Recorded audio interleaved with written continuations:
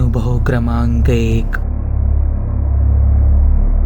हा अनुभव आपल्या चॅनलचे सबस्क्रायबर शुभम कुपटे यांनी पाठवला आहे. मला हा अनुभव साधारण 11 वर्षांपूर्वी म्हणजे 2010 साली आला होता, जेव्हा मी शाळेत शिकत होतो. माझी शाळा माझ्या गावापासून तशी लांब होती.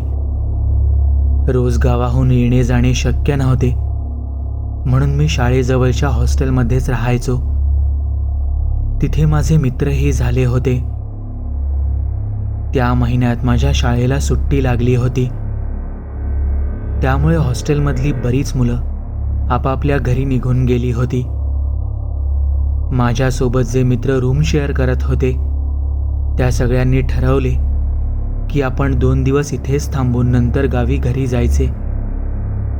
तेव्हा आम्हाला कुठे माहीत होते की आमच्यासोबत त्या रात्री नक्की काय घडणार आहे. त्या दिवशी रात्री आम्ही लवकरच जेवण आटोपले. साधारण 8ला जेवण वगैरे करून आम्ही फेरफटका मारायला म्हणून हॉस्टेल बाहेर पडलो. तसे आम्हाला जास्त वेळ बाहेर जाण्याची परवानगी नव्हती, पण आता सुट्टी होती आणि आम्ही विचारून बाहेर पडलो होतो, म्हणून काही काळजी नव्हती. सगळे मित्र आपापल्या गावाला घरी गेले होते. त्यामुळे मलाही माझ्या घरची ओढ लागली होती. माझे गाव तसे काही खूप लांब नव्हते. हॉस्टेलपासून 15 ते 20 किलोमीटरवर असेल, पण रोज येणे जाणे मला तरी शक्य नसायचे. त्यामुळे मी हॉस्टेलमध्ये राहायचो. मी मित्रांना म्हणालो की आपण उद्या घरी जाऊ, मला घरची खूप आठवण येते. तसे तेही ठीक आहे म्हणाले. आम्ही साधारण 11 वाजेपर्यंत बोलत बसलो होतो. त्यानंतर आम्ही रूमवर येऊन झोपून गेलो. रात्री माझ्या एका मित्राला बाथरूमला जायचे होते. तो आधीच जरा भित्रा असल्याने त्याने मला उठवले. आमच्या रूमपासून बाथरूम काही अंतरावर होते. मी त्याच्यासोबत जाऊन आलो, पण येत असताना असं वाटू लागलं की आमच्या मागून कोणीतरी चालत येतंय. माझ्या मित्राने माझ्याकडे पाहिले. त्यालाही ती चाहूल जाणवत होती. आम्ही झपाझप पावले टाकत रूममध्ये आलो. काही न बोलता मी माझ्या बेडजवळ गेलो, पण मला जाणवू लागले की माझ्या आजूबाजूला कोणीतरी आहे आणि ते माझ्या बेडभोवती फेऱ्या मारतंय. मी घाबरून माझ्या मित्राला आवाज दिला, पण तो काहीही बोलत नव्हता. बहुतेक माझ्या इतका तोही घाबरला होता. आमच्यासोबत सुनील नावाचा अजून एक मुलगा रूम शेअर करायचा. तो माझ्या डाव्या बाजूच्या बेडवर झोपला होता. तो इतका गाढ झोपायचा की आजूबाजूला कितीही गोंगाट केला तरी त्याची झोपमोड व्हायची नाही. पण त्या क्षणी जे घडले ते अनपेक्षित होते. तो गाढ झोपेतून अचानक बेडवर उठून बसला आणि वेगळ्याच आवाजात बोलू लागला. मी त्याला घाबरतच म्हणालो, सुनील, असे काय बोलतोय? झोपेत आहेस का? तसे तो शांत झाला आणि मला म्हणाला, चल माझ्यासोबत, आपण टेरेसवर जाऊन फिरून येऊ. त्याचा तो विचित्र आवाज ऐकून मी जागीच बेशुद्ध पडलो. माझे डोळे उघडले ते थेट दुसऱ्या दिवशी संध्याकाळी. मी उठल्यावर कोणाला काहीच सांगितले नाही.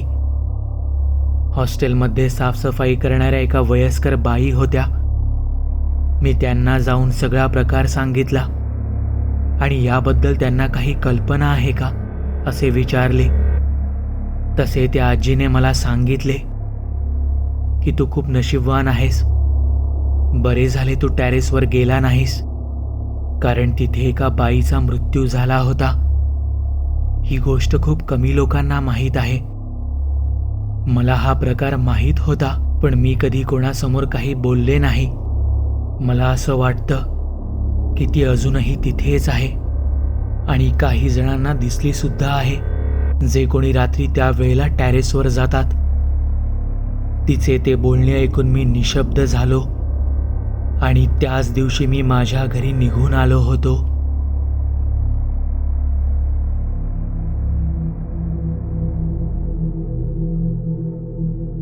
अनुभव क्रमांक 2.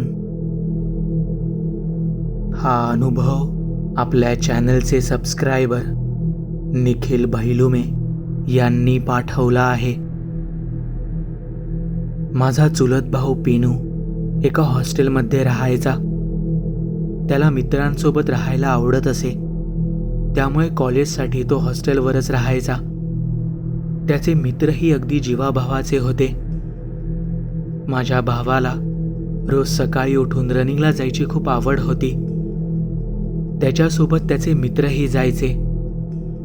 त्या दिवशी मात्र त्याच्या एका मित्राने त्यांची चेष्टा करायचे ठरवले. रात्री झोपल्यावर त्याने सगळ्यांच्या घड्याळाची आणि मोबाईलमधली वेळ बदलली. तो मुद्दाम रात्री 3ला उठला आणि सगळ्या मित्रांनाही उठवले. त्यांना सांगितले की 5 वाजले, उठा आता, आपण रनिंग करायला जाऊ. तसे ते सगळे हॉस्टेल बाहेर पडले. हॉस्टेलपासून थोड्याच अंतरावर एक उंच डोंगर होता. ते त्याच भागात धावायला जायचे. नेहमीप्रमाणे ते तिथपर्यंत धावत गेले आणि त्या डोंगराच्या पायथ्याशी थांबून व्यायाम करू लागले. त्या भागात बराच अंधार होता, पण काही अंतरावर असलेल्या स्ट्रीट लाईटचा प्रकाश तिथपर्यंत येत होता. तितक्यात त्यांच्यातल्या एका मित्राला जाणवले की समोरच्या एका झाडामागे कोणीतरी उभं आहे. बाकीच्यांना वाटले की हा आपली मस्करी करतोय. तसही तो मित्र नेहमी असे फसवायचा, त्यामुळे त्याच्या बोलण्याकडे कोणीही लक्ष दिले नाही. तसे माझा भाऊ म्हणाला की थांब, मी एक दगड भिरकावून बघतो त्या दिशेने.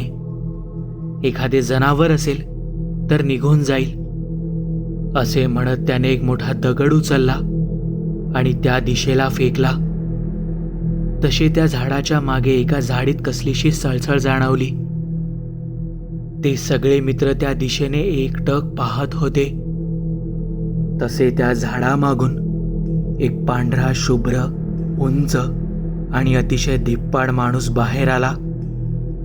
तो अतिशय रागाने त्यांच्याकडे पाहत होता. तो नक्की माणूसच आहे की अजून काही, हे त्यांना कळत नव्हतं. त्यांना काही सुचायच्या आत तो त्यांच्या दिशेने धावत सुटला. ते प्रचंड घाबरले.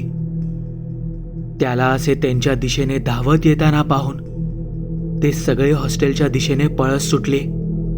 तितक्यात रस्त्यात त्यांना ऊस तोडणाऱ्या कामगारांच्या गाड्या येताना दिसल्या. तसे त्यांच्या जीवात जीव आला. ते हॉस्टेलवर पोहोचले तेव्हा 4 वाजत आले होते. ज्या मित्राने त्यांना फसवून रात्री 3ला तिथे नेले होते त्याला त्यांनी खूप झापले. सकाळी ते फ्रेश होऊन पुन्हा त्या ठिकाणी गेले. एव्हाना उजाडले होते. त्या भागातही लोकांची ये जा सुरू झाली होती. ते त्या झाडाजवळ गेले. त्या झाडाला खिळे मारले होते. त्यांना जरा विचित्रच वाटलं, म्हणून त्यांनी तिथल्या भागात गावकऱ्यांना विचारले. तेव्हा जी माहिती त्यांना मिळाली त्यावरून त्या प्रसंगाचा उलगडा झाला. त्यांना विचित्र गोष्ट कळली की त्या झाडाला खिळे मारून अतृप्त प्रेतात्मे टांगले जातात.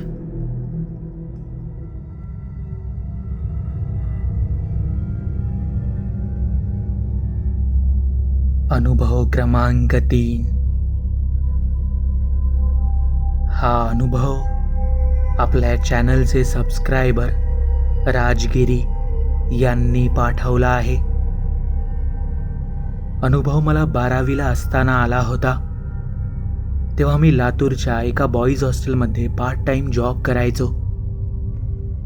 त्या हॉस्टेलची रचना काही निराळीच होती. त्यात ते हॉस्टेल अगदी कमी वस्ती असलेल्या भागात होते, म्हणजे मुख्य गावापासून बऱ्याच अंतरावर. हॉस्टेलची इमारत 3 मजली होती आणि त्याजवळ एक शाळा होती. खरं सांगायचे तर अंधार पडल्यावर ती इमारत एखाद्या भयपटातल्या झपाटलेल्या इमारतीसारखी भासे. आता मलाच तसे वाटायचे की खरंच तसे होते हे मला माहीत नाही, पण हा प्रसंग मला खूप काही सांगून गेला. हा अनुभव जेव्हा मला आला तेव्हा दिवाळीच्या सुट्ट्या होत्या. त्यामुळे हॉस्टेलमधले बरेच विद्यार्थी आपापल्या घरी गेले होते. आम्हालाही घरी जाण्याची परवानगी दिली होती, पण माझे आई बाबा काही कारणास्तव बाहेरगावी गेल्यामुळे मला हॉस्टेलमध्येच थांबावे लागले. हॉस्टेल मालकाचे घर खाली तळमजल्यावर होते. त्यांच्याकडेच रात्रीचे जेवण आटोपून मी दुसऱ्या मजल्यावर झोपायला गेलो. माझा बेड खिडकी शेजारी होता. साधारण रात्री 1च्या सुमारास मला अचानक जाग आली. काही विशेष कारण नव्हते, म्हणजे मलाही तसे काही जाणवले नाही की मला अचानक जाग का आली. पण जाग आल्यामुळे माझे लक्ष खिडकीतून त्या शाळेच्या इमारतीकडे गेले. मी हॉस्टेलच्या दुसऱ्या मजल्यावर असल्यामुळे मला शाळेचे छत स्पष्ट दिसत होते. मला त्यावर कोणीतरी उभे असल्याचे जाणवले. मला वाटले की आपल्याला भास होतोय, म्हणून मी दुर्लक्ष करत झोपून गेलो. पण तितक्यात अचानक कुत्रे भुंकू लागले. खूप विचित्र आवाजात, जणू ते भुंकत नाहीयेत तर रडत आहेत. माझी पुन्हा झोपमोड झाली. मी खिडकीतून बाहेर पाहिले आणि माझे लक्ष पुन्हा त्या शाळेच्या छतावर गेलं. तिथे खरंच कोणीतरी उभं होतं. आता मात्र मला घाम फुटू लागला. इतक्या रात्री असे छतावर, तेही अगदी टोकाला, कोण उभे आहे? मी नीट निरखून पाहण्याचा प्रयत्न केला, पण नीटसे काही दिसत नव्हते.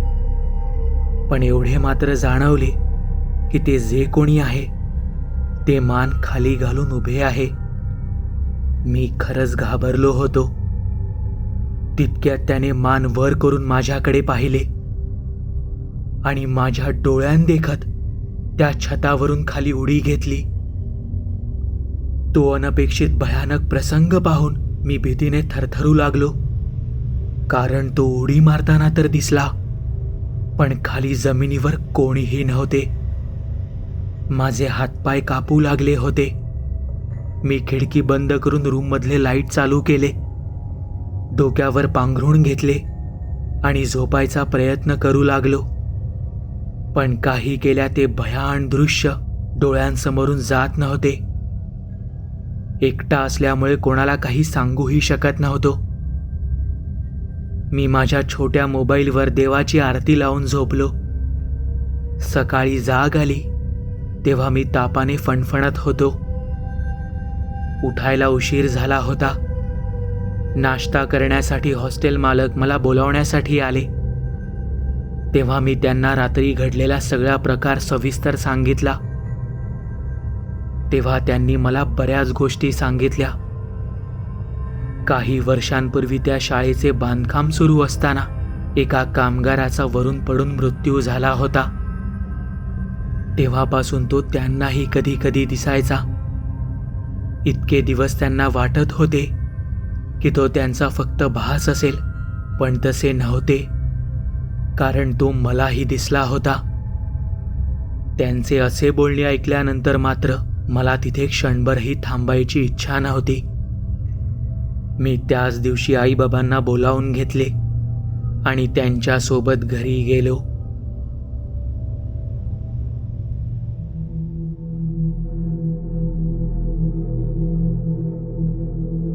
अनुभव क्रमांक 4. हा अनुभव आपल्या चॅनलच्या सबस्क्रायबर मयुरी मांजरेकर यांनी पाठवला आहे. हा अनुभव 2016 सालचा आहे. माझी 12वी पूर्ण झाली आणि मला पुढील शिक्षणासाठी घरापासून दूर जावे लागले. ज्या कॉलेजमध्ये माझे ॲडमिशन झाले होते तिथे राहण्यासाठी हॉस्टेलची सोय होती. त्यामुळे मग मी हॉस्टेलवरच राहण्याचा निर्णय घेतला. कॉलेज सुरू होऊन काही महिने झाले होते आणि त्यानंतर आमची परीक्षा आली. ज्या विषयाची परीक्षा होती त्याचा अभ्यास फारसा काही झाला नव्हता. दुपारचे जेवण मेसमध्ये करून मी आणि माझी मैत्रीण, जिचे नाव गुलाब होते, आम्ही दोघेही रूमवर आलो.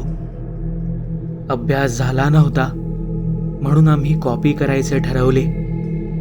याआधी मी कधीही कॉपी केली नव्हती. माझी मैत्रीण मला म्हणाली की तुला जे महत्त्वाचे वाटते ते अगदी लहान अक्षरांमध्ये लिहून काढ. ती इतके बोलून बाजूच्या रूममध्ये निघून गेली. पटकन कोणी रूममध्ये आले आणि मला कॉपी करताना पाहिले तर माझे काही खरे नाही, म्हणून मी जाताना तिला बाहेरून कडी लावून जायला सांगितले. तसे ती बाहेरून रूमला कडी लावून निघून गेली. मी खोलीत एकटीच होते. कोणीतरी आपल्याला खिडकीतून बघेल या भीतीने मी खिडकीसुद्धा बंद करून घेतली. पुन्हा जाऊन बेडवर बसले आणि जमेल तितक्या लहान अक्षरात लिहायला सुरुवात केली. निव्वळ अर्धा मिनिट झाला असेल आणि तितक्यात माझ्या कानाजवळ कोणीतरी पुटपुटले, कॉपी करतेस? मी इतकी दचकले की सरळ उठून बेडपासून लांब गेले. मला भास झाला नव्हता, कारण इतक्या जवळून बोलताना शब्दांसोबत तोंडातून निघणारी गरम वाफ मला अगदी स्पष्ट जाणवली. रूममधला लाईट तर सुरूच होता. मी त्यात एकटीच रूममध्ये होते. काळीजही भीतीने धडधडत होतं. मी जास्त विचार न करता दरवाजाजवळ धावले आणि दरवाजा उघडायचा प्रयत्न करू लागले. पण मला लक्षात आले की मीच मैत्रिणीला बाहेरून कडी लावून जायला सांगितले होते. मी अतिशय जोरात दरवाजा वाजवू लागले, हाका मारू लागले, पण कोणालाच माझा आवाज ऐकू येत नव्हता बहुतेक. तितक्यात मला सुचले आणि मी खिडकी उघडली. बाहेर कोणी दिसतंय का ते पाहू लागले, जेणेकरून मी हाक मारून कोणाला तरी बोलवेन आणि दरवाजा उघडायला सांगेन. पण माझे नशीब वाईट, त्यावेळेला बाहेरही कोणी दिसत नव्हते. तितक्यात मला मागून कडी उघडल्याचा आवाज आला आणि माझी मैत्रीण आत आली. तिला पाहून खरंच खूप बरं वाटलं. मी तिला घडलेलं सगळं सांगितलं. तसे ती म्हणाली की तुला भास झाला असेल, पण मला चांगलं माहीत होतं की तो माझा भास नव्हता. माझ्यासोबत त्या खोलीत नक्की कोणीतरी होतं, फक्त ते मला दिसलं नव्हतं. लिहायला घेतलेले पेपर मी कचऱ्यात फेकले. त्यानंतर मला दिवसाही तिथे राहायला भीती वाटायची. काही दिवसांनी मी व माझ्या मैत्रिणीने ते हॉस्टेल कायमचे सोडले व आम्ही घरूनच कॉलेज केले. आयुष्यात पहिल्यांदा कॉपी करायचा प्रयत्न केला होता, जो माझ्या अगदी शेवटपर्यंत लक्षात राहील.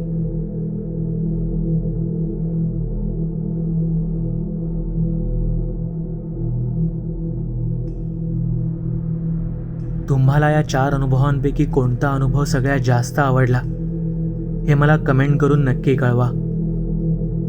तुम्हाला या कथा आवडल्या असतील तर या व्हिडिओला लाईक आणि शेअर करायला विसरू नका.